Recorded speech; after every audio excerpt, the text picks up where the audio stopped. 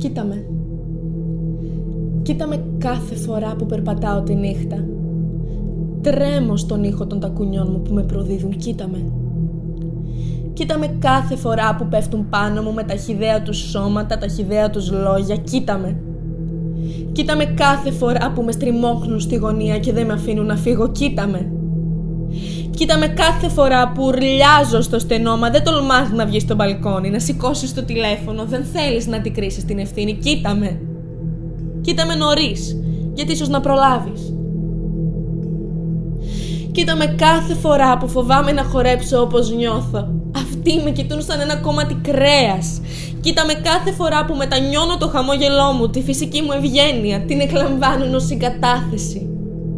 Κοίτα με όταν βάζω επίτηδες κιλά για να πάψω πια να τους ελκύω. Κοίτα με όταν κρύβω το σώμα μου, κρύβω την ύπαρξή μου. Κοίτα με όταν ακουμπάει το αγόρι μου και πετάγομαι, έχω συνηθίσει το άγγιγμα να είναι απειλή. Κοίτα με όταν φοβάμαι να απολαύσω το σεξ, ξεχνάω πως είναι να το κάνω με τη συγκατάθεσή μου. Κοίτα με όταν δεν μπορώ να πω πια όχι. Συνήθισα πως δεν έχει νόημα.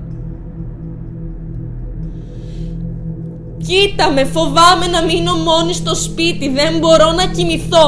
Φοβάμαι πως θα ανοίξει πόρτα και θα γνωρίσω τον ολοκληρωτικό βιασμό μου. Τον φαντάζομαι τόσο καθαρά από όλους τους μικρούς βιασμούς που ζω καθημερινά και πλέον με καθορίζουν. Κοίτα με! Κοίτα με γαμώτο! Κοίτα τον φόβο μου, την καταπίεσή μου, το κλέψιμο της ελευθερίας μου. Κοίτα τον πόνο μου, τις τύψεις που εσύ μου έχεις δημιουργήσει. Κοίτα πόση δύναμη χρειάζομαι για να αποφασίσω να περπατήσω μόνη μέχρι το σπίτι. Κοίτα την οργή μου κάθε φορά που γυρνάω και σου λέω τρέμοντας για το μαλάκα που μου χούφτωσε το στήθος στο δρόμο. Κοίτα με όταν μου λες πως φταίω εγώ, που ντύνομαι προκλητικά. Κοίτα με στα μάτια και πες μου πως φταίω εγώ και η κοντή μου η φούστα.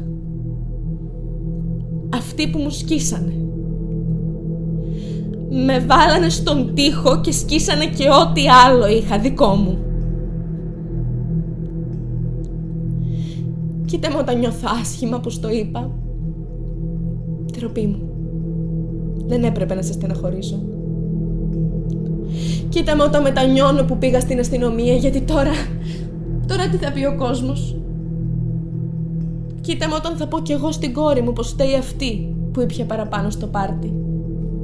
Δεν πρόσεχε.